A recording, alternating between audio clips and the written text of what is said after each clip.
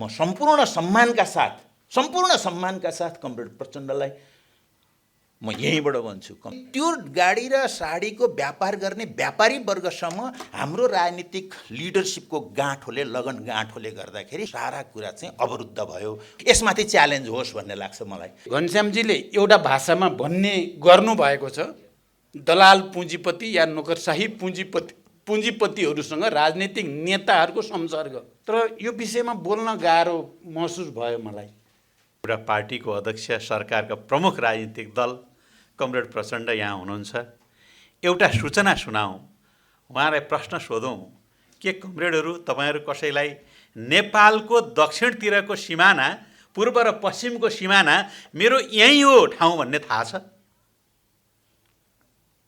थाहा छैन।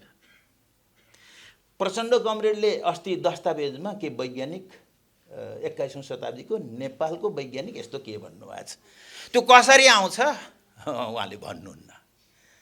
हाम्रो समाजवादी छ, उसले चाहिँ के भन्छ भन्दाखेरि एकीकृत समाजवादी, त्यसले के भन्छ भन्दाखेरि यात्रा समृद्धिको लक्ष्य समाजवादको कसरी आउँछ परीक्षण गर्न सक्ने गरी भनिदेऊ न। 2 र 2 जोड्दा 4 हुन्छ, 4 मा 1 घटाउँदा 3 हुन्छ, 3 मा 2 जोड्दा 5 हुन्छ भन्ने जस्तै गरी बताइदियो भने। घनश्यामजीलाई म विशेष रूपले धन्यवाद भन्न चाहन्छु। जे भए पनि माओवादी महाधिवेशनमा वैचारिक, राजनैतिक, साङ्गठनिक, सांस्कृतिक र कार्यक्रमगत दस्तावेज प्रस्तुत भयो। तपाईँले भन्नुभयो के किन कसरी भन्ने कुराको नै जवाब छ। तर हामी हाम्रो पार्टीभित्र प्रश्न गर्ने मान्छे जन्माउँछौँ, विज्ञानले प्रश्न गर्ने मान्छे जन्माउँछ, आस्था भक्ति गर्ने मान्छे होइन। हामीलाई चाहिएको छ पार्टीहरूमा भक्ति गर्ने मान्छे, अनि त्यस पछाडि वैज्ञानिक चेतना। तिनी मान्छे सत्तामा गएर वैज्ञानिक चेतना ल्याउँछन्? ल्याउँदैन। सबै राजनीतिक पार्टी र नेताहरू उस्तै छन् भन्ने एउटा नेरेटिभ जो बनाउन खोजिएको छ, बडा डरलाग्दो छ भन्ने मेरो बुझाइ छ। सबै उस्तै होइनन्, छैनन्। त्यहाँ बहस छ, त्यहाँ डिबेट छ, त्यहाँ दुईटा आउटलुक छन्, त्यहाँ दुईटा प्रवृत्ति छन्। राम्रो राष्ट्र बनाउने हो भने राम्रो राजनीति चाहिन्छ, राम्रो राजनीति चाहिने हो भने राम्रो पार्टी चाहिन्छ भन्ने लाग्छ मलाई चाहिँ।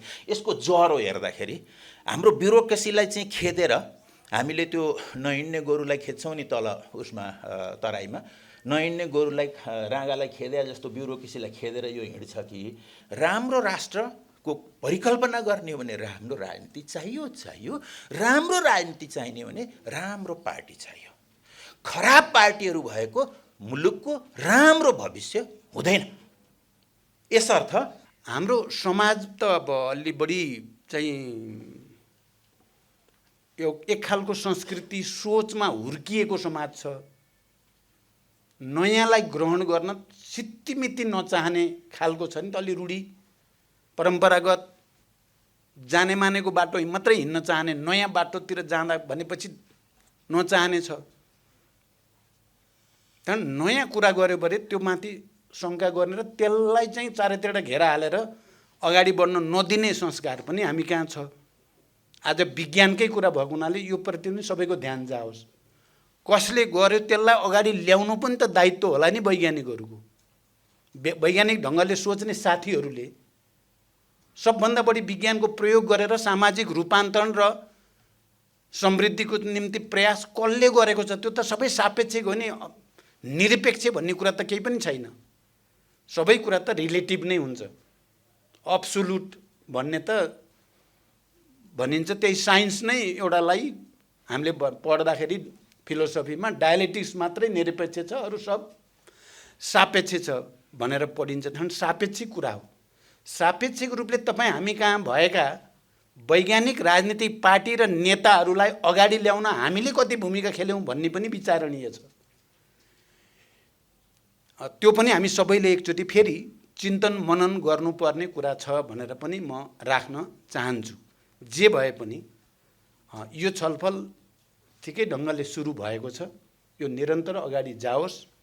एउटा नयाँ बहसको खाँचो चाहिँ नेपाली समाजलाई परि नै सकेको छ। हामीले त्यो बहस र त्यो परिवर्तन र आन्दोलनको नेतृत्व गर्न सकेनौँ भने पछाडि फर्किने तत्त्व र प्रवृत्ति आउँछन्, विभिन्न नाममा आउँछन्। व्यक्तिगत नाममा भन्छन्, त्यो व्यक्तिगत हुँदैनन्। कतिपय मान्छे स्वतन्त्र भन्छन्, स्वतन्त्र भन्ने यहाँ कोही नै हुँदैन अहिले।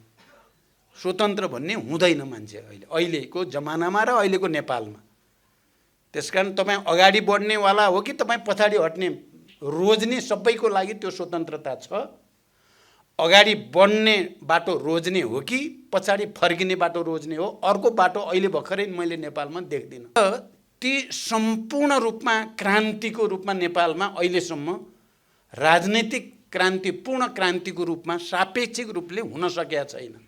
प्रत्येक क्रान्ति कम्प्रोमाइजमा टुङ्गिएका छन् र त्यो कम्प्रोमाइजसँगै चाहिँ फेरि वर्गहरूको बिचमा जो अलि सम्पत्तिशाली वर्ग छ, धनी वर्ग छ, क्रान्ति परिवर्तन गर्दा धनीले गरेका छैनन्, पुँजीपतिहरूले, धेरै सम्पत्ति भएका करोडपति अरबपतिहरूले त क्रान्ति गरेका छैनन्, परिवर्तन ल्याएका छैनन्। ती श्रमजीवीले या मध्यम वर्गले या सम्पत्तिहीनहरूको विद्रोहबाट नै क्रान्ति भएका छन्। तर जब ती क्रान्ति कम्प्रोमाइजमा टुङ्गिनु पर्ने परिस्थिति बन्छ धेरै कारणले, अनि त्यसपछि सम्पत्तिशाली वर्ग जसको अनुभव, जसको पुँजीको तागत, जसको सत्ताको तागत, त्यसलाई परिचालन गर्ने अनुभवसँग त्यो कम्प्रोमाइज गरेर आएको क्रान्तिकारी शक्ति भनौँ या विज्ञानलाई प्रयोग गर्ने शक्तिको संसर्ग हुन्छ। अहिले घनश्यामजीले एउटा भाषामा भन्ने गर्नुभएको छ, दलाल पुँजीपति या नोकरशाही पुँजीपतिहरूसँग राजनीतिक नेताहरूको संसर्ग। यसलाई नकारात्मक रूप मात्रैबाट हेर्न हुन्छ भन्ने मलाई लाग्दैन। मैले एउटा ठुलो क्रान्ति र विद्रोहको नेतृत्व गरेर देशलाई सङ्घीय लोकतान्त्रिक गणतन्त्रसम्म ल्याउने भूमिकामा प्रमुख पदमा बसेर त्यसको नेतृत्व गरेको नाताले मैले जे महसुस गर्छु, किन त्यसलाई निरन्तर वैज्ञानिकीकरण गर्न सकिएन? विज्ञानमा आधारित नभइकन त क्रान्ति यहाँसम्म पनि आउँदैन थियो। मिक्सचर जस्तो भएको छ, परम्परागत ट्रेडिसनल्ली सोच्ने, किन हिँडिरहेको जाने मानेको बाटो हिँड्न मान्छेलाई सजिलो लाग्छ। दैनिक जीवनमा मान्छेलाई वैज्ञानिक हुन धेरै गाह्रो कुरा हो। अवैज्ञानिक हुन अधिभूतवादी भनिन्छ, मेटाफिजिकल हुन सजिलो छ, हिँडिरहेको बाटो हिँड्ने। म यो संविधान बनाउने बेलामा राजनीतिक दलहरू र नेताहरूको बिचमा भएको डिबेट प्राय सम्झिराख्ने गर्छु।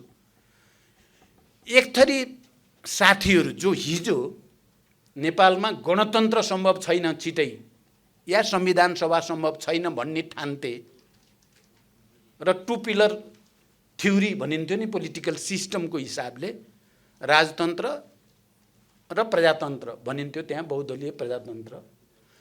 ती साथीहरू संविधान बनाउने बेलामा ती पार्टीहरू र तिनका नेताहरू हमेसा यो परिवर्तनलाई संविधानमा संस्थागत गर्ने कुरामा स्केप्टिकल नै भए, सशङ्कित भए। यो उनीहरूले भनेको शब्द म सम्झिन्छु, के भाउतो ल्याइदिएर जाने मानेको गाविस ठिकै थिए नि, वडाहरू ठिकै थिए, यो युनिटारी र सेन्ट्रलाइज सिस्टम नै ठिकै थियो भन्ने उहाँहरूलाई लागि नै राख्यो। अहिले तपाईँ हामी हेऱ्यौँ भने स्ट्रगल त्यहाँ चलिराखेको छ, ठुलो डिबेट छ। नयाँ ऐन संविधानले डिमान्ड गरे अनुसारका ऐन बनाउन एक थरी पार्टी र नेताहरूलाई त्यो फलामको चिउरा भएको छ, त्यसलाई के गरी टार्ने होला, के गरी रोक्ने होला, पावर र अथोरिटी तल जाने, गाउँमा जाने, टोलमा जाने, प्रदेशमा जाने कुरालाई के गरी रोक्ने होला र त्यो सबै पावर फेरि पनि सेन्टरमै केन्द्रित गर्ने वातावरण बनाउने होला भन्नेतिर चिन्ता छ। तपाईँहरूले सुन्नुभयो होला, आजभोलि केही नेताहरूले त खुलेआम संहिता खारेज गर्नुपर्छ अब भनेर बोलेका छन् र त्यो जान खोज्ने, फेरि त्यो जाने भनेको फेरि निरङ्कुश राजतन्त्रको ठाउँमा जाने प्रवृत्ति हो। त्यसले लाने उही ठाउँमा हो फेरि फर्किँदै भने। अर्को चाहिँ अझ मजबुत बनाउन पर्यो प्रदेश र स्थानीय तहलाई, ऐनद्वारा संविधानको डिमान्ड अनुसार ऐनको व्यवस्था गरेर तिनीहरूलाई अझ व्यवस्थित अधिकार दिन पर्यो। प्राकृतिक साधन स्रोतमाथि स्थानीय जनता र समुदायको हक अधिकारलाई अझ मजबुतीका साथ स्थापित गर्न पर्यो र विकासको एउटा नयाँ समाजवादी मोडेल ल्याउन पर्यो भन्ने अर्को प्रवृत्ति छ। हामी त्यतातिर बल गरेका छौँ। परिवर्तन र विज्ञानको पक्ष क्रान्तिमा जित्छ, सम्झौतामा हार्छ भएको छ जहिले पनि।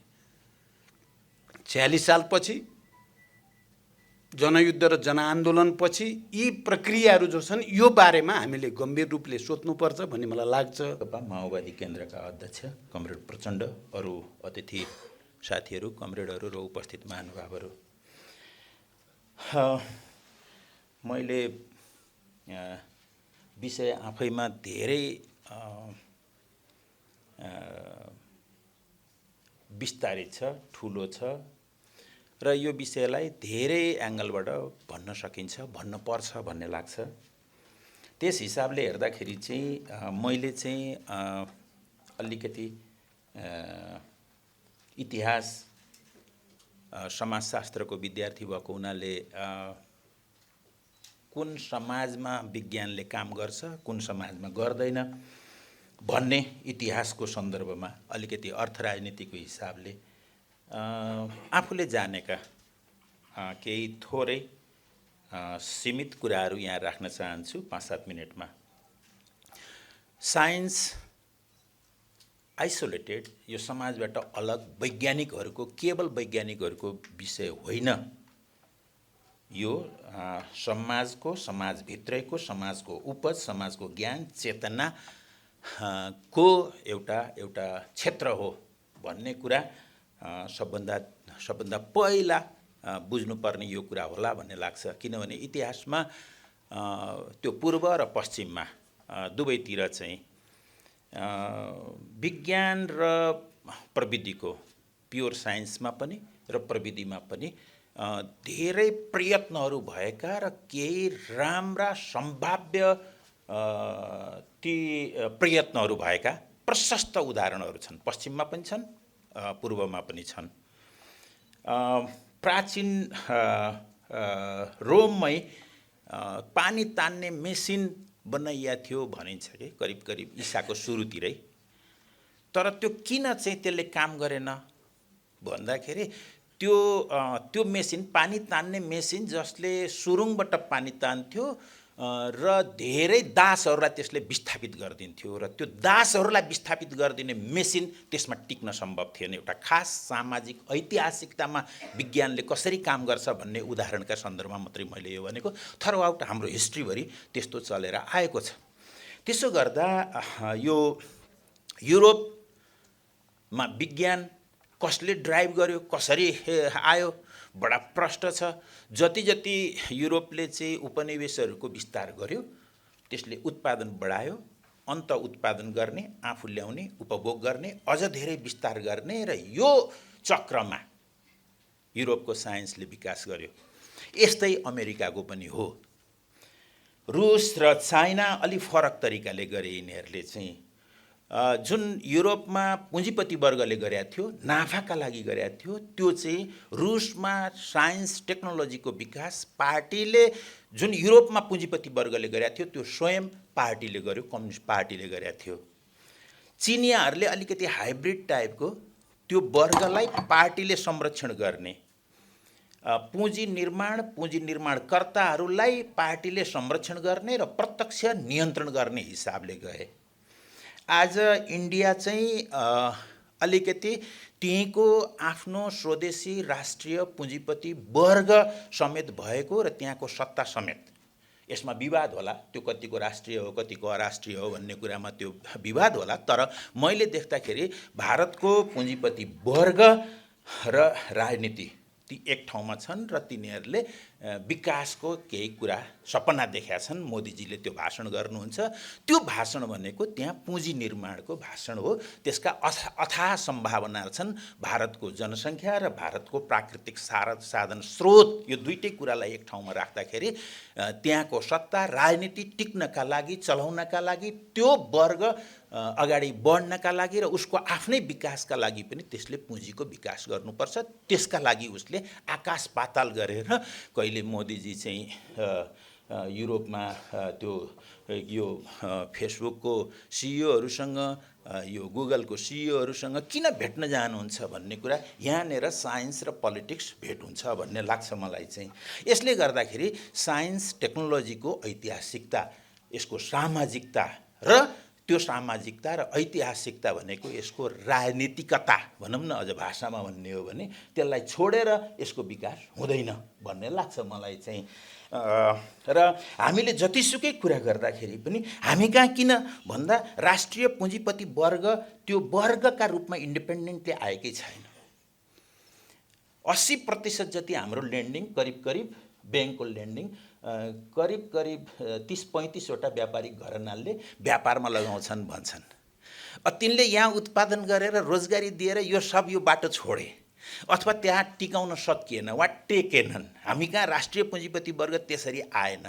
उसले गाडी र साडीको व्यापार गर्दाखेरि नै नाफा ठान्यो, अनि त्यो गाडी र साडीको व्यापार गर्ने व्यापारी वर्गसम्म हाम्रो राजनीतिक लिडरसिपको गाँठोले लगन गाँठोले गर्दाखेरि यहाँको साइन्टिफिक कन्ससनेस त्यो सारा कुरा चाहिँ अवरुद्ध भयो भन्ने लाग्छ मलाई। एकदम ब्रोडर हिसाबले हेर्दाखेरि यसमाथि च्यालेन्ज होस् भन्ने लाग्छ मलाई। या त प्रस्तावहरू आउनु पर्यो, यसमाथि पनि अलिकति छलफल हुनु पर्यो। केवल टेक्नोलोजी नानो टेक्नोलोजीको कुरा गरेर मात्रै हुँदैन। नानो टेक्नोलोजी कहाँ, कस्तो ठाउँमा, कम्प्युटर कहाँ आयो, युद्धको असीमित ठुलो आवश्यकताले गर्दाखेरि चाहिँ यो हाम्रो इन्टरनेट अमेरिकी सेनाले उत्पादन गर्यो। कुन समाजमा इन्टरनेट उत्पादन हुन्छ? हामी कहाँ किन इन्टरनेट उत्पादन भएन? हाम्रा साइन्टिस्टहरूले किन त्यस्ता साइन्टिस्टहरूलाई हामीले जन्माउन सकेनौँ? यो ऐतिहासिकतामा हेर्नुपर्छ भन्ने लाग्छ। 4-5 मिनट गइसक्यो होला मेरो चाहिँ।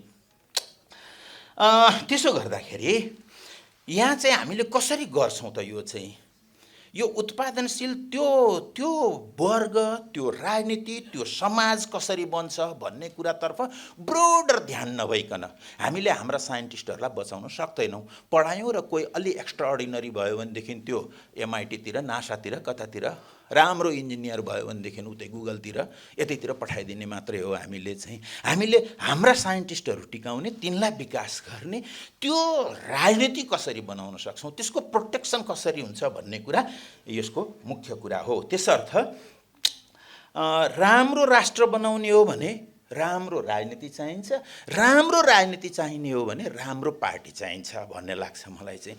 यसको ज्वरो हेर्दाखेरि हाम्रो ब्युरोक्रेसीलाई चाहिँ खेदेर हामीले त्यो नहिँड्ने गोरुलाई खेद्छौँ नि तल उसमा तराईमा, नहिँड्ने गोरुलाई राँगालाई खेदे जस्तो ब्युरोक्रेसीलाई खेदेर यो हिँड्छ कि होइन, अथवा हाम्रो यो क्यापिटलिस्ट क्लासले यो चाहिँ गरिदिन्छ कि हाम्रो इन्टेलिजेन्सियाले गर्ने, कसले गर्ने हो? यो पात्र को हो? साइन्सको विकास गर्ने पात्र को? केवल साइन्टिस्ट, ल्याबमा बसिरहेको साइन्टिस्टले साइन्सको विकास गर्ने हो? यदि होइन भने यो राजनीतिले गर्नुपर्छ। राजनीति भनेको राजनीतिक पार्टीले गर्नुपर्छ। अब मैले अन्तिममा यो किन भएको छैन भन्दा मैले अहिले भने राम्रो राष्ट्रको परिकल्पना गर्ने हो भने राम्रो राजनीति चाहियो। राम्रो राजनीति चाहिने भने राम्रो पार्टी चाहियो। खराब पार्टीहरू भएको मुलुकको राम्रो भविष्य हुँदैन। यसर्थ राम्रो पार्टी चाहिन्छ। अब राम्रो पार्टी त्यो वैज्ञानिक चेतना, अब वैज्ञानिक भनौँ न, राम्रो पार्टी भने के हो भने त्यो वैज्ञानिक चेतना भएको।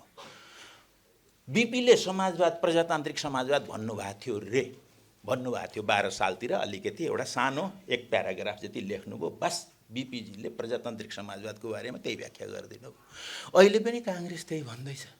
त्यो प्रजातान्त्रिक समाजवाद यसरी आउँछ भनेर वैज्ञानिक तरिकाले भनिदियो भने, वैज्ञानिक तरिकाले भनेको पनि फेरि अरू केही होइन, यो परीक्षण गर्न हो कि होइन भनेर परीक्षण गर्न सकिने तरिकाले कोही काङ्ग्रेसले भनिदियो भने त्यो काङ्ग्रेसको प्रजातान्त्रिक समाजवाद वैज्ञानिक विचार हो। तर कसैले त्यो पनि भन्दैन। हामी अब यो राजनीतिक विषय हो, विवादको विषय पनि होला। हामी समृद्ध नेपाल, सुखी नेपाली भनेका छौँ एमालेवालाहरू। त्यो कसरी आउँछ भन्ने कुरा हामी कहिले भन्दैनौँ। प्रचण्ड कमरेडले अस्ति दस्तावेजमा के वैज्ञानिक 21औं शताब्दीको नेपालको वैज्ञानिक यस्तो के भन्नुभएको छ, त्यो कसरी आउँछ उहाँले भन्नुहुन्न।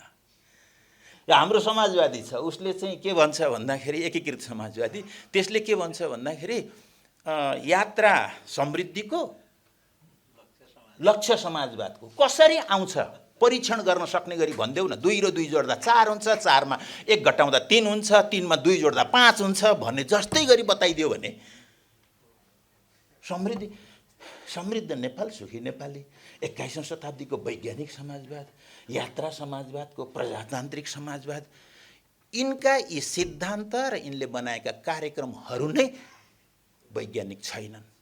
अनि यत्रो कति राजनीतिमा छन् भन्दा कति अहिले करिब 30 लाख जति मान्छे त राजनीतिमा होलान्, सदस्य होलान् यसका 35 लाख मान्छेहरू जो पढे लेखेका जानेका बुझेका टाठा बाठा आकाश पाताल देखाउने मान्छेहरू छन्, तिनीहरू राजनीतिमा छन् र तिनीहरूको चेतना साइन्टिफिक छैन।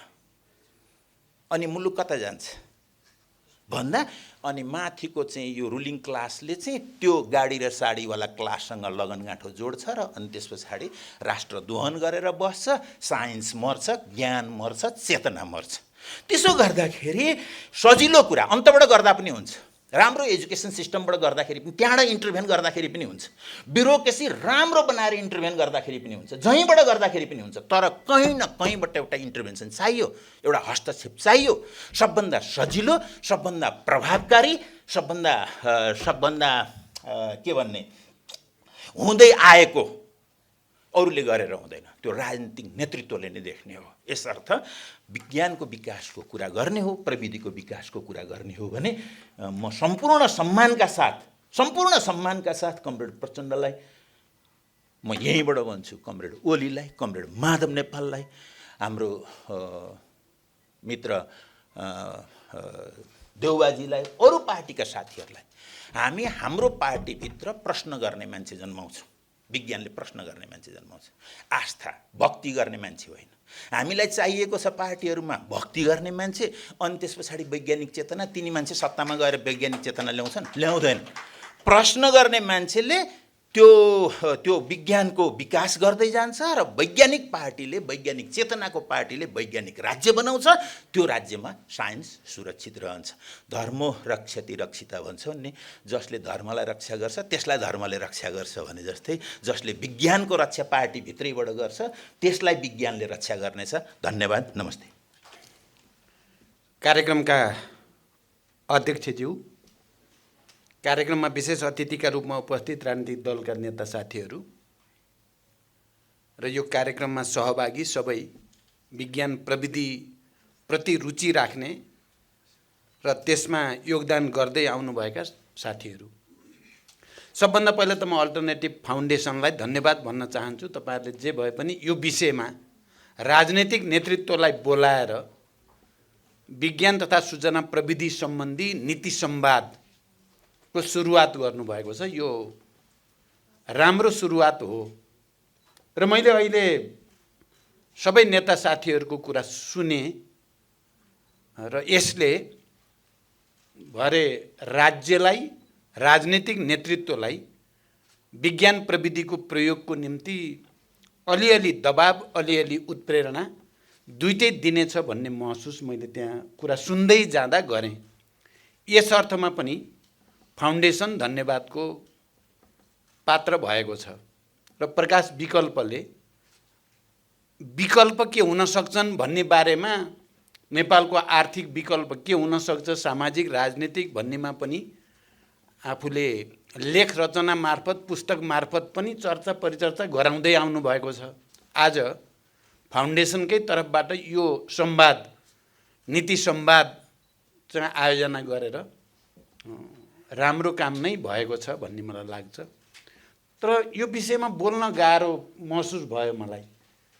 अहिले घनश्यामजीले भने जस्तो धेरै ठुलो विषय हो यो 5-7 मिनटमा बोल्न धेरै कठिन विषय हो यो चाहिँ। त्यसकारण यो ठुलो विषयमा हामीले व्यापक रूपमा भरे छलफल गर्दै जाने, निष्कर्ष निकाल्दै जाने त हुन्छ नै। यो सुरुवात हो र ठिक ढङ्गले अगाडि जाओस् भन्ने शुभकामना दिन चाहन्छु। विज्ञान र प्रविधि भनेको मानिसहरूको विकास प्रक्रियामा उनीहरूको आवश्यकता बोधसँग सम्बन्धित चिज हो। मानिसहरूले जति आवश्यकता बोध गर्दै गयो त्यही आवश्यकतामा आधारित भएर आविष्कारहरू हुँदै गए र प्रारम्भिक समयदेखि प्रिमिटिभ सोसाइटी जसलाई भनिन्छ र आजको अत्याधुनिक विज्ञान प्रविधिको युग अथवा सूचना प्रविधिको युग भनिन्छ आज 21औं शताब्दी। यहाँसम्म आउँदाको निचोड के हो भने मानिसहरूले जहाँ आवश्यकता महसुस गरेका छन् आविष्कार त्यहीँबाट सुरु भएको छ। विज्ञानले के, किन, कसरी भन्ने कुराको जवाफ खोज्दै जाँदा आज डिजिटलाइजेसनसम्म आयो। मानिसहरूको उत्पादक शक्ति र उत्पादन सम्बन्धको विकास पनि आजको चरणसम्म आइपुग्यो। भोलि पनि यसको विकास चाहिँ अन्ततः के, किन, कसरी भन्ने कुरासँग र मानिसहरूले गर्ने आवश्यकता बोध, कति मात्राको आवश्यकता बोध गर्ने समाजको चेतना हुन्छ, त्यसै अनुसार नै विज्ञान प्रविधिको विकास र प्रयोगको स्तर पनि, त्यसको गुण पनि त्यसैद्वारा निर्धारित हुन्छ। अहिले हामी वित्तीय पुँजीवादको भन्छौँ, त्यहाँ पुँजीको सबभन्दा बढी केन्द्रीकरण जहाँ छ, विज्ञान प्रविधिको प्रयोग, उपभोग र त्योद्वारा पुरै दुनियाँलाई नियन्त्रण गर्ने कुरा पनि त्यहीँबाट भएको छ। त्यसकारण यो पुँजीको विकाससँग पनि सम्बन्धित छ। समाजकै कुरा गर्दा कहिले पूर्वीय समाज विज्ञान प्रविधिको विकासमा दुनियाँमा अग्रणी थियो। सामाजिक चेतना र जागरण, शिक्षा सबै त्यो अग्रणी थियो।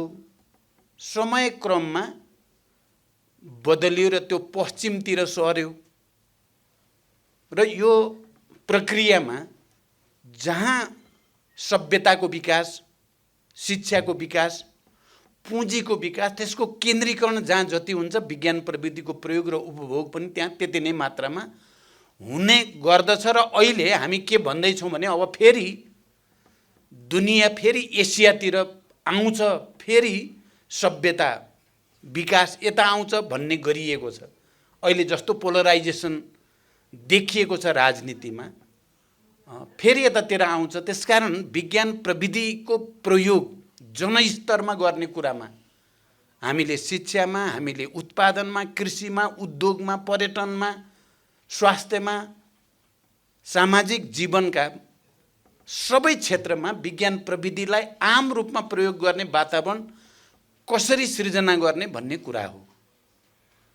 हामी कहाँ केही पनि भएन भन्ने पनि कुरा होइन, कति पनि छैन भन्ने कुरा पनि होइन, साह्रै नकारात्मकै मात्रै कुरा गर्ने कुरा पनि होइन। हामी जहाँसम्म आइपुगेका छौँ, परम्परागत रूढी या एक खालको उत्पादन सम्बन्धलाई तोड्दै नयाँ उत्पादन सम्बन्धतिर र नयाँ उत्पादक शक्तिको विकासको आधार निर्माणतिर हामी जागरुक भएर लागेकै छौँ।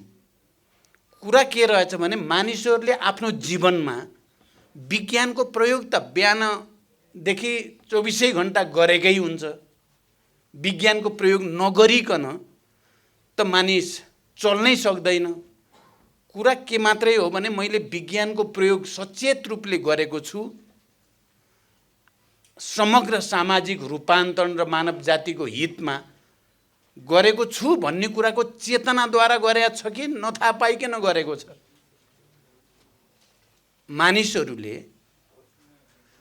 प्रत्येक मानिसले प्रोडक्सन रिप्रोडक्सन भन्छ नि, उत्पादन र पुनरुत्पादनको क्रिया त गरेकै हुन्छ।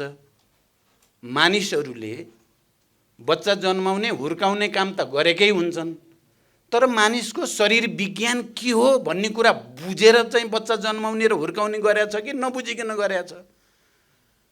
गर्न त मान्छेले उत्पादन र पुनरुत्पादन त गरिराखेकै हुन्छन् नि। त्यसकारण हामी कहाँ समस्या मैले के देख्छु भने नेपालमा ठुल्ठुला परिवर्तनको निम्ति जनस्तरबाट आन्दोलन भए, क्रान्तिहरू भए, ती विज्ञानमा आधारित भएकै कारणले केही सफलता प्राप्त गरेका हुन्, विज्ञान विरोधी भएको कारणले होइन। तर ती सम्पूर्ण रूपमा क्रान्तिको रूपमा नेपालमा अहिलेसम्म राजनैतिक क्रान्ति, पूर्ण क्रान्तिको रूपमा सापेक्षिक रूपले हुन सकेका छैन। प्रत्येक क्रान्ति कम्प्रोमाइजमा टुङ्गिएका छन् र त्यो कम्प्रोमाइजसँगै चाहिँ फेरि वर्गहरूको बिचमा जो अलि सम्पत्तिशाली वर्ग छ, धनी वर्ग छ, क्रान्ति परिवर्तन गर्दा धनीले गरेका छैनन्, पुँजीपतिहरूले, धेरै सम्पत्ति भएका करोडपति अरबपतिहरूले त क्रान्ति गरेका छैनन्, परिवर्तन ल्याएका छैनन्। ती श्रमजीवीले या मध्यमवर्गले या सम्पत्तिहीनहरूको विद्रोहबाट नै क्रान्ति भएका छन्। तर जब ती क्रान्ति कम्प्रोमाइजमा टुङ्गिनुपर्ने परिस्थिति बन्छ धेरै कारणले, अनि त्यसपछि सम्पत्तिशाली वर्ग जसको अनुभव, जसको पुँजीको तागत, जसको सत्ताको तागत, त्यसलाई परिचालन गर्ने अनुभवसँग त्यो कम्प्रोमाइज गरेर आएको क्रान्तिकारी शक्ति भनौँ या विज्ञानलाई प्रयोग गर्ने शक्तिको संसर्ग हुन्छ। अहिले घनश्यामजीले एउटा भाषामा भन्ने गर्नुभएको छ, दलाल पुँजीपति या नोकरशाही पुँजीपतिहरूसँग राजनीतिक नेताहरूको संसर्ग। यसलाई नकारात्मक रूप मात्रैबाट हेर्न हुन्छ भन्ने मलाई लाग्दैन। मैले एउटा ठुलो क्रान्ति र विद्रोहको नेतृत्व गरेर देशलाई सङ्घीय लोकतान्त्रिक गणतन्त्रसम्म ल्याउने भूमिकामा प्रमुख पदमा बसेर त्यसको नेतृत्व गरेको नाताले मैले जे महसुस गर्छु, किन त्यसलाई निरन्तर वैज्ञानिकीकरण गर्न सकिएन? विज्ञानमा आधारित नभइकन त क्रान्ति यहाँसम्म पनि आउँदैन थियो।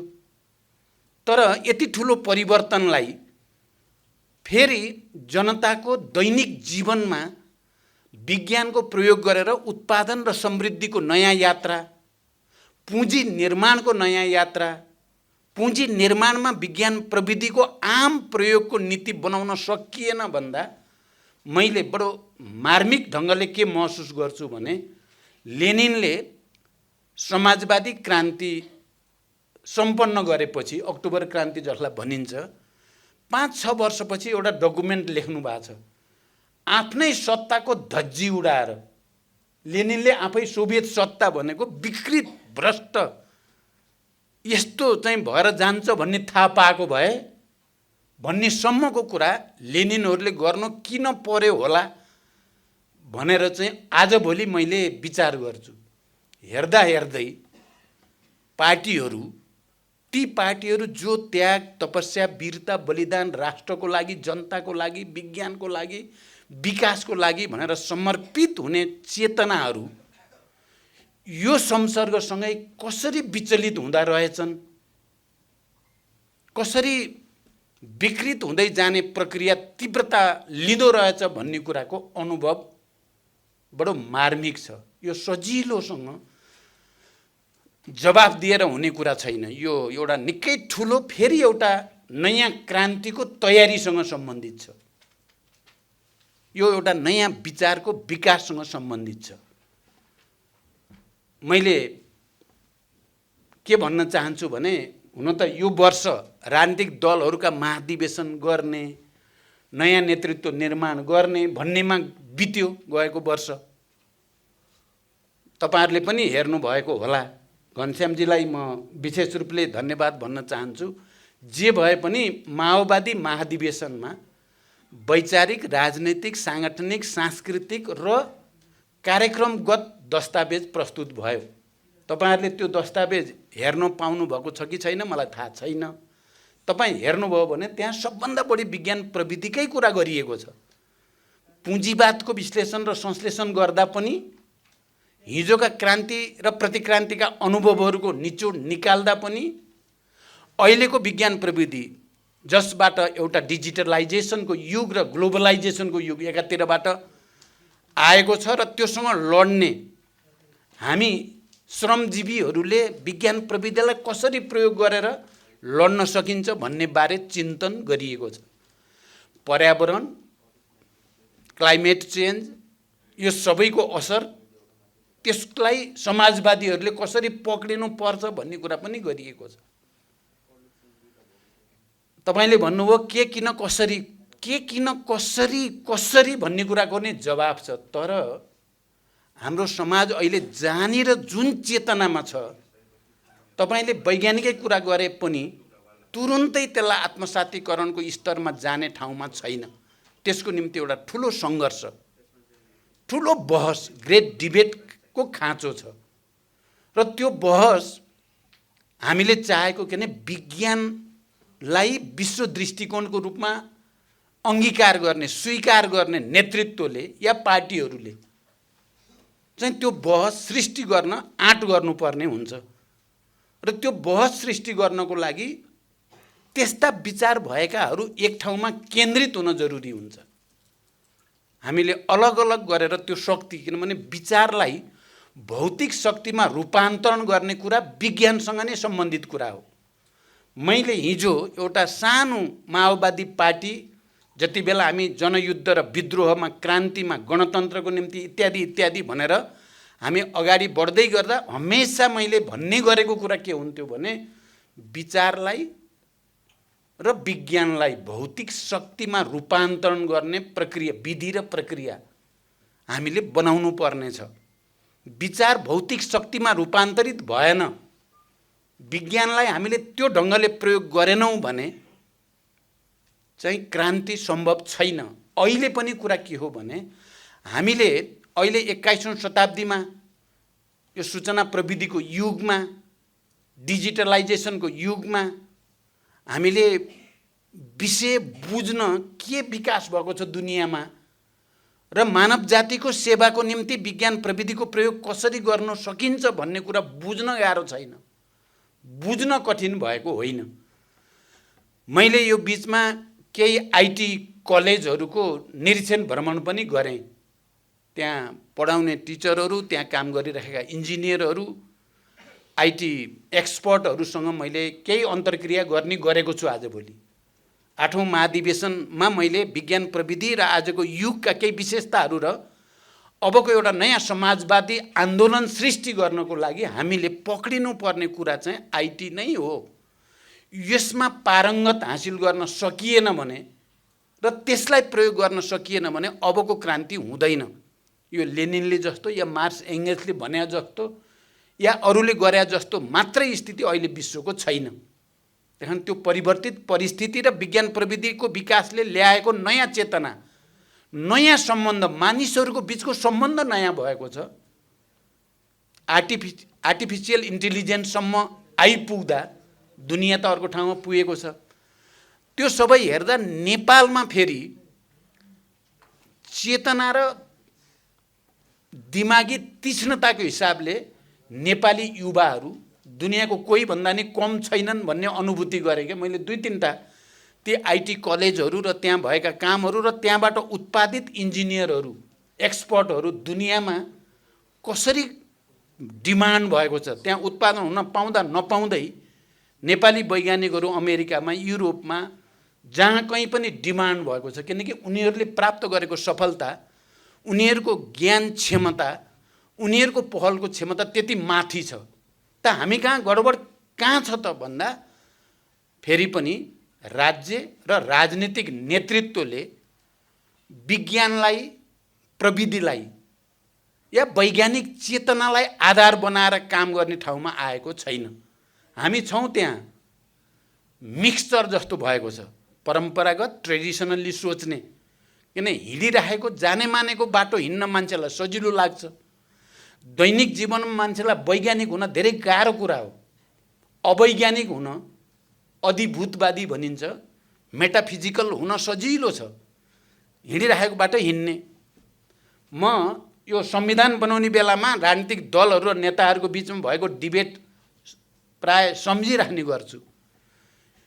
एक थरी साथीहरू जो हिजो नेपालमा गणतन्त्र सम्भव छैन छिटै या संविधान सभा सम्भव छैन भन्ने ठान्थे र 2 पिलर थ्योरी भनिन्थ्यो नि पोलिटिकल सिस्टमको हिसाबले, राजतन्त्र र प्रजातन्त्र भनिन्थ्यो, त्यहाँ बहुदलीय प्रजातन्त्र। ती साथीहरू संविधान बनाउने बेलामा ती पार्टीहरू र तिनका नेताहरू हमेसा यो परिवर्तनलाई संविधानमा संस्थागत गर्ने कुरामा स्केप्टिकल नै भए, सशङ्कित भए।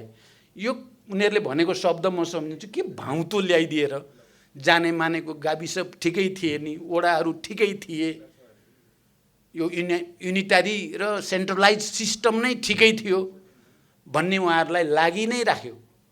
अहिले तपाईँ हामी हेऱ्यौँ भने स्ट्रगल त्यहाँ चलिराखेको छ, ठुलो डिबेट छ। नयाँ ऐन संविधानले डिमान्ड गरे अनुसारका ऐन बनाउन एक थरी पार्टी र नेताहरूलाई त्यो फलामको चिउरा भएको छ, त्यसलाई के गरी टार्ने होला, के गरी रोक्ने होला, पावर र अथोरिटी तल जाने, गाउँमा जाने, टोलमा जाने, प्रदेशमा जाने कुरालाई के गरी रोक्ने होला र त्यो सबै पावर फेरि पनि सेन्टरमै केन्द्रित गर्ने वातावरण बनाउने होला भन्नेतिर चिन्ता छ। तपाईँहरूले सुन्नुभयो होला आजभोलि केही नेताहरूले त खुलेआम संहिता खारेज गर्नुपर्छ अब भनेर बोलेका छन् र त्यो जान खोज्ने, फेरि त्यो जाने भनेको फेरि निरङ्कुश राजतन्त्रको ठाउँमा जाने प्रवृत्ति हो। त्यसले लाने उही ठाउँमा हो फेरि फर्किँदै। भने अर्को चाहिँ अझ मजबुत बनाउनु पर्यो प्रदेश र स्थानीय तहलाई ऐनद्वारा, संविधानको डिमान्ड अनुसार ऐनको व्यवस्था गरेर तिनीहरूलाई अझ व्यवस्थित अधिकार दिन पर्यो। प्राकृतिक साधन स्रोतमाथि स्थानीय जनता र समुदायको हक अधिकारलाई अझ मजबुतीका साथ स्थापित गर्न पर्यो र विकासको एउटा नयाँ समाजवादी मोडेल ल्याउन पर्यो भन्ने अर्को प्रवृत्ति छ। हामी त्यतातिर बल गरेका छौँ। हामी छिटै सबै त्यस्ता ऐनहरू जो संविधानले डिमान्ड गरेको छ ती ऐनहरू बनुन् र अथोरिटी तल दिने जसरी भनिएको छ संविधानमा बिना बेहिचक तिनलाई दिने वातावरण बनाइयोस्। त्यसो भएपछि आम जनता बिस्तारै वैज्ञानिक हुन्छन् भन्ने मेरो बुझाइ छ। फेरि बिस्तारै जनताले विज्ञान प्रविधिको उपभोग गर्न थाल्छन् र त्यहाँबाट जसरी ठुल्ठुला क्रान्तिहरूपछि कतिपय क्रान्तिकारी पार्टी र नेताहरूले विज्ञानलाई जनताको दैनिक कर्मसँग जोड्ने भनेर प्रयोग गर्ने ठुल्ठुला प्रयासहरू भए, पहलहरू भए, त्यसले निकै राम्रो नतिजा पनि दियो। त्यो वातावरण बन्न सक्छ। त्यसकारण लडाईँ अहिले पनि जारी छ। सबै राजनीतिक पार्टी र नेताहरू उस्तै छन् भन्ने एउटा नेरेटिभ जो बनाउन खोजिएको छ बडा डरलाग्दो छ भन्ने मेरो बुझाइ छ। सबै उस्तै होइनन्, छैनन्। त्यहाँ बहस छ, त्यहाँ डिबेट छ, त्यहाँ दुईटा आउटलुक छन्, त्यहाँ दुईटा प्रवृत्ति छन्, त्यहाँ दुईटा विचार छन्, दुईटा लाइन छन्। एउटा वैज्ञानिक ढङ्गले सोच्नुपर्छ भनेर बल गर्ने, एउटा त्यसलाई चाहिँ किनभने विज्ञान हाबी भयो भने दलाल, नोकरशाह, पुँजीपति र त्यस्ता ती बिचौलियाहरूको चाहिँ हैसियत रहँदैन यो समाजमा। सिधै जनता मालिक हुन्छन् यो देशको। जनतालाई मालिक हुन नदिनेतिर बल छ। अर्को एउटा प्रवृत्ति छ जो जनतालाई नै वास्तविक मालिक बनाउनु पर्छ, त्यसको निम्ति विज्ञान प्रविधिको प्रयोग गर्नुपर्छ भन्ने विचार प्रवृत्ति छ। यो 2007 साल पछि पनि त्यो प्रवृत्तिको बिचमा लडाईँ देखियो। परिवर्तन र विज्ञानको पक्ष क्रान्तिमा जित्छ, सम्झौतामा हार्छ भएको छ जहिले पनि। 46 सालपछि जनयुद्ध र जनआन्दोलनपछि यी प्रक्रियाहरू जो छन् यो बारेमा हामीले गम्भीर रूपले सोच्नुपर्छ भन्ने मलाई लाग्छ। जे भए पनि आज यस खालको छलफल जो सुरु गर्ने प्रयास भएको छ यसलाई अझ व्यवस्थित, अझ योजनाबद्ध बनाउँदै यसलाई अभियानको रूपमा लाँदै गएर त्यो वर्ग र तत्त्व जसले जनतालाई अधिकार दिने भन्दा जनताको अधिकार खोज्ने र सीमित वर्गको हातमा केन्द्रित गर्न जमर्को गर्दैछ त्यसलाई परास्त गर्नको लागि सबै वैज्ञानिक क्षेत्रमा काम गर्ने, सबै आइटी इन्जिनियरहरू या यो क्षेत्रमा काम गर्ने वैज्ञानिकहरू र हामी समाजलाई एउटा नयाँ बनाएर विकास, समृद्धिको र सभ्यताको नयाँ यात्राको नेतृत्व गर्छौँ भन्ने पार्टीहरू मिलेर एउटा आन्दोलन सृष्टि गर्न जरुरी छ। अब अघि हाम्रो गणेशजीले चाहिँ चिनिया पार्टी आउँदा मलाई बोलान भन्नु, म के मात्रै भन्छु भने कमरेडलाई त्यहाँ एउटा मान्यता बनाएको थिएँ मैले। विज्ञान प्रविधि, म पनि विज्ञान प्रविधिकै स्टुडेन्ट हुँ नि त। तपाईँले म मात्रै भन्ने नठान्नुहोस् न हो। म पनि साइन्स र टेक्नोलोजीकै स्टुडेन्ट हुनुको नाताले मेरो ध्यान त्यहाँ छ र उहाँहरूसँग कुरा गर्दा पनि उत्पादन वृद्धिको निम्ति विज्ञान प्रविधिको विकास जसरी चिनिया समाजमा या अन्यत्र भएको छ, नेपालमा त्यो टेक्नोलोजीलाई चाहिँ कसरी ल्याउने र कृषि उत्पादन विकास गर्ने भन्ने चर्चा गरिएको छ। त्यसकारण साथीहरू, अब ज्ञान र विज्ञानको कुरा गर्दा असन्तोषबाट विज्ञानको विकास हुन्छ, सन्तोषबाट विज्ञानको अवरोध हुन्छ भनिन्छ। के भनिन्छ अरे, एउटा मैले ज्ञान मर्दछ हाँसेर विज्ञान रोइ मर्दछ भनेर कसले लेखेछ? लक्ष्मीप्रसादले हो कि हो? ए बालकृष्ण समले। त्यो एउटा साहित्यिक भनाइ होला, तर रियालिटी के हो भने विज्ञानले के किन कसरीतिर जान्छ। आनन्दसँग चाहिँ सब चाहिँ ढोका बन्द गरेर तपस्या गर्ने कुरालाई विज्ञानले छुट दिँदैन। यो किन भयो, कसरी भयो, यो कसरी हुन्छ हुँदैन भन्ने कुराको डिबेटतिर जान्छ। हामीले आज धेरै चिन्तित हुनुपर्ने कुरा छैन। हामीले आन्दोलन एउटा नयाँ सृष्टि गर्नको लागि बल गर्नुपर्ने हुन्छ। राजनीतिक नेतृत्वको हैसियतले मैले चाहिँ के भन्छु भने, ठुल्ठुला प्रयोग, यहाँ निरन्तरतामा क्रमभङ्ग भन्ने पनि यहाँ पनि प्रयोग भयो। मैले भन्दै पनि आएको छु, नेपालमा अलि वैज्ञानिक विचार राख्ने भने कम्युनिस्ट नै हुन्।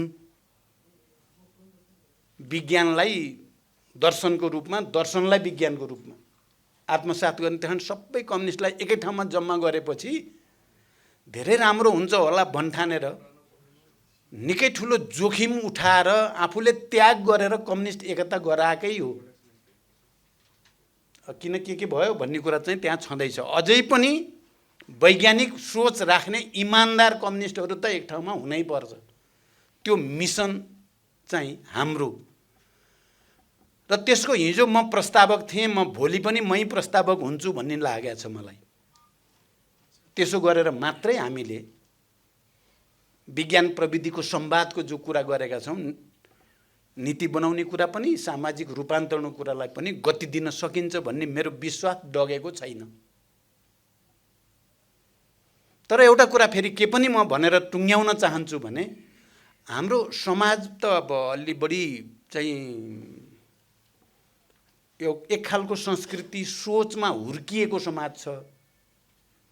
नयाँलाई ग्रहण गर्न सित्तिमिति नचाहने खालको छ नि त, अलि रूढी परम्परागत जाने मानेको बाटो मात्रै हिँड्न चाहने, नयाँ बाटोतिर जाँदा भनेपछि नचाहने छ। त्यहाँ नयाँ कुरा गऱ्यो भने त्यो माथि शङ्का गर्ने र त्यसलाई चाहिँ चारैतिर घेरा हालेर अगाडि बढ्न नदिने संस्कार पनि हामी कहाँ छ। आज विज्ञानकै कुरा भएको हुनाले यो प्रति पनि सबैको ध्यान जाओस्। कसले गर्यो त्यसलाई अगाडि ल्याउनु पनि त दायित्व होला नि वैज्ञानिकहरूको। वैज्ञानिक ढङ्गले सोच्ने साथीहरूले सबभन्दा बढी विज्ञानको प्रयोग गरेर सामाजिक रूपान्तरण र समृद्धिको निम्ति प्रयास कसले गरेको छ? त्यो त सबै सापेक्षिक हो नि, निरपेक्ष भन्ने कुरा त केही पनि छैन। सबै कुरा त रिलेटिभ नै हुन्छ। अब्सोल्युट भन्ने त भनिन्छ, त्यही साइन्स नै एउटालाई हामीले पढ्दाखेरि फिलोसफीमा डायलेक्टिक्स मात्रै निरपेक्ष छ, अरू सब सापेक्ष छ भनेर पढिन्छ। झन् सापेक्षिक कुरा हो। सापेक्षिक रूपले तपाईँ हामी कहाँ भएका वैज्ञानिक राजनीतिक पार्टी र नेताहरूलाई अगाडि ल्याउन हामीले कति भूमिका खेल्यौँ भन्ने पनि विचारणीय छ। त्यो पनि हामी सबैले एकचोटि फेरि चिन्तन मनन गर्नुपर्ने कुरा छ भनेर पनि म राख्न चाहन्छु। जे भए पनि यो छलफल ठिकै ढङ्गले सुरु भएको छ, यो निरन्तर अगाडि जाओस्।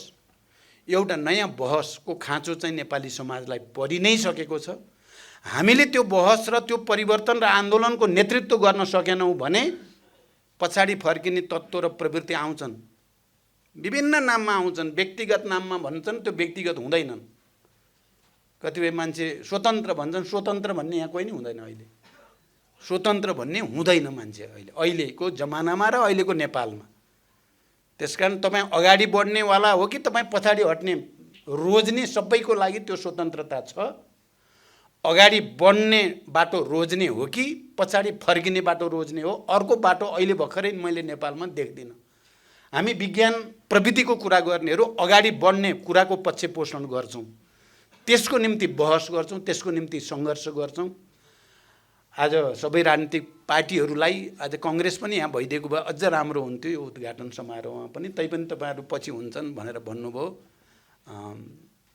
सबैलाई धन्यवाद भन्दै यो कार्यक्रमको सफलता र भरेसम्म पुग्दाखेरि तपाईँहरू एउटा राम्रो निष्कर्षसहित आउनुहोस्। शुभकामनासहित बिदा हुन्छु। धन्यवाद।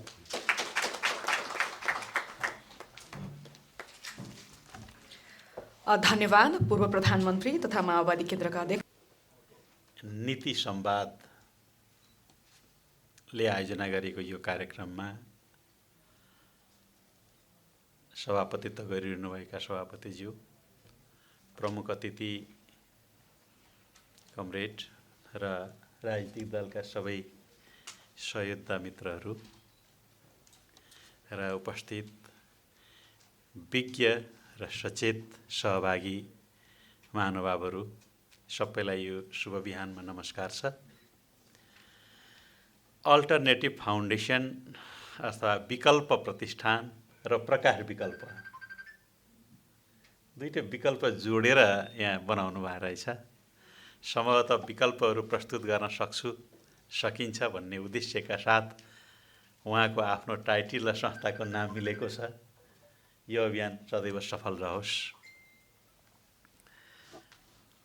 विज्ञान प्रविधिको विषयमा गरिएको चर्चामा अगाडि राखिएका दुईटा बोर्डहरू स्ट्यान्डमा लेखिएका दुईटा महत्त्वपूर्ण कुरामा सबैको ध्यान पुगोस् भन्ने मेरो अनुरोध छ। यसैले हाम्रा सबै बाटोहरू तय गर्छ। विशाल आवश्यकता भनेको विशाल अवसर हो र यो विशाल अवसरका लागि त प्रयास पनि विशाल हुनुपर्छ भन्ने कुरालाई नै बढी हामीले फोकस गर्नुपर्छ जस्तो लाग्छ। र मुख्यतया विज्ञान प्रविधिबाट हामी पछाडि परेका छौँ, यसको अर्थ हो हाम्रो जीवनशैली, सोच्ने तरिका, सम्पूर्ण जीवन पद्धति र विकासका प्रक्रियाहरूमा हामी पछाडि परेका छौँ भन्ने कुराको यो सूचक पनि हो। विज्ञान प्रविधिको विकास गर्ने कुरा कुनै खास विषयको अनुसन्धान गर्ने कुरासँग मात्र सम्बन्धित छैन। यसले परिचालित गर्ने समाजका सबै संयन्त्रहरूलाई आमूल परिवर्तन गर्ने विषयसँग सम्बन्धित छ। तर हाम्रा बाधाहरूलाई नचिनिकन हामी त्यो ठाउँमा पुग्न सक्दैनौँ। हाम्रा बाधाहरू पहिलो कुरा हो हामीले आफ्नो प्राथमिकतालाई निर्धारण गर्न नसक्नु। आजको चौथो औद्योगिक क्रान्तिको समय चलिरहेको यो बेलामा हामी कुन औद्योगिक क्रान्तिको ठाउँमा छौँ? दोस्रोतिर, तेस्रोको अलिअलि प्रभाव। यसकारण हामी धेरै नै पछाडि छौँ भन्ने कुरालाई महसुस गर्न सकेपछि मात्रै हामी धेरै अगाडि बढ्ने बाटो खोल्न सक्छौँ। मलाई लाग्छ आजको विज्ञान प्रविधिको विकास 5-7 विषयमा केन्द्रीकृत भएको हुनुपर्छ। पहिलो कुरा हो चिन्तन र जीवनशैलीमा क्रान्ति ल्याउनका निम्ति अघि नै गणेश शाह कमरेडले भने जस्तै समाज परिवर्तनका लागि विज्ञानको प्रयोग गर्ने सम्पूर्ण आयामहरू तय गर्न सक्ने, नीतिहरू बनाउन सक्ने बाटोमा हामी हिँडौँ। दोस्रो कुरा हो सुशासन र पारदर्शिताको प्रत्याभूति गर्ने गरी विज्ञान प्रविधिको प्रयोग गरौँ। सीसीटीभी विज्ञानको एउटा प्रकरण, सीसीटीभीको फुटेज हराएको अर्को प्रकरण। जिन्दगीमा धेरैवटा फुटेजहरू हामीले हराउँदै गएका छौँ र आफूलाई कमजोर पारेका छौँ। सुशासन र पारदर्शिता विज्ञानलाई छलेर सम्भव छैन। विज्ञानको अधिकतम उपयोग गरेर सम्भव छ र प्रत्येक व्यक्तिलाई प्रविधिबाट, विज्ञानबाट नियन्त्रण, निर्देशन र ट्र्याक उपयुक्त बाटो देखाएपछि मात्रै सम्भव छ। यतातिर ध्यान केन्द्रीकृत गर्नुपर्दछ भन्ने लाग्छ। तेस्रो कुरा हो राष्ट्रिय सुरक्षा चुस्त दुरुस्त बनाउनका निम्ति र राष्ट्रिय सुरक्षाका सम्पूर्ण आयामहरूमा संयुक्त कार्य गर्नको निम्ति डिजिटलाइज सुरक्षा प्रणाली व्यवस्थित गर्नका निम्ति विज्ञान प्रविधिको प्रयोग गर्नु नेपालको अर्को आवश्यकता हो। सूचना धेरै चिज चाहिएको छ, तर दुर्भाग्यवश हाम्रो एउटा पार्टीको अध्यक्ष, सरकारका प्रमुख राजनीतिक दल कमरेड प्रचण्ड यहाँ हुनुहुन्छ। एउटा सूचना सुनाऊँ, उहाँलाई प्रश्न सोधौँ, के कमरेडहरू तपाईँहरू कसैलाई नेपालको दक्षिणतिरको सिमाना, पूर्व र पश्चिमको सिमाना मेरो यहीँ हो ठाउँ भन्ने थाहा छ? थाहा छैन। भारतले मित्तै मित्तै मित्तै यो छेउसम्म मेरो सिमाना भन्छ, नेपालले यो ठाउँमा भन्छ, प्रतिवाद गर्न सक्दैन। सम्भवतः 123वटा स्ट्रिप नक्साहरू तयार गरिएको छ। त्यो नक्सा यदि हामीले त्यही नक्सालाई सिग्नेचर गऱ्यौँ भने नेपालका धेरै भूभागहरू हामी गुमाउनेछौँ। यो मैले खालि सूचना जानकारीको लागि मात्रै भनेको। त्यसकारण राष्ट्रिय सुरक्षाको यो त एउटा मैले भूमि अतिक्रमणको कुरालाई जोडेँ होला, अरू कुरा होला। यस्ता धेरै सूचना प्रणालीहरू, सुरक्षाका लागि अर्काको राडारलाई नियन्त्रण गर्नुपर्ने प्रणाली पनि हामीले थाहा पाउनु पर्ने होला नि। यसकारण राष्ट्रिय सुरक्षा संयन्त्रका लागि विज्ञानको प्रयोग कसरी गर्ने? अर्को एउटा छ, जति धेरै चौथो औद्योगिक क्रान्तिले जति धेरै उत्पादन गर्ने, छिटो उत्पादन गर्ने, धेरै ठाउँमा सर्भिस दिने, पहुँच धेरैको पुर्याउने, यो क्रान्तिले हामीलाई त्यही ठाउँमा पुर्याइरहेको छ र जे गरेका छौँ सम्पूर्ण कुरा अत्याधुनिक तरिकाले गरेका छौँ भन्ने ठाउँमा पुर्याएको छ। हामीले त्यो दिशामा जानको निम्ति प्रारम्भिक कदम चाल्ने र यी सबै हामी एआईको कुरा गरौँ अथवा अरू डिजिटलाइज गर्ने सबै कुरा गरौँ, यसको एकमात्र मानव जीवनको, मानव सेवाको लागि आफूलाई समर्पित गर्ने। प्रविधिको विकास त साह्रै धेरै भयो, तर अब लेजर वेपनले संसारलाई खाने खतरा पनि उत्तिकै छ। हाइपरसोनिक मिसाइलहरू, क्रुजहरू आदिले संसारलाई तहस नहस पार्ने डर पनि उत्तिकै छ। तर हामी सम्झन चाहन्छु भानुभक्त पोखरेल एक साहित्यकारको कविता, मान्छेले कति के गरे पिसकै ब्रह्माण्ड नै तन्तनी, हाम्रो बाहुन छामी मक्ख छ अझै टुप्पी जनै कन्दनी भन्ने एउटा मिठो व्यङ्ग्य कविता छ। अर्काले के गरे भनेर होइन, हामीले कहाँबाट सुरु गर्ने हो भन्ने कुराको प्रारम्भिक कदम चाल्नको निम्ति नै हामीले हाम्रा अवसरहरूलाई प्रयोग गरौँ भन्ने म यही अनुरोध गर्न चाहन्छु। र अन्ततः एउटा विषयमा जोड गर्न चाहन्छु। हामी सबै राजनीतिक दलका नेताहरू छौँ, देशका प्रशासनिक निकायका अनुभवी व्यक्तिहरू हुनुहुन्छ, सचेत बौद्धिक नागरिकहरू हुनुहुन्छ।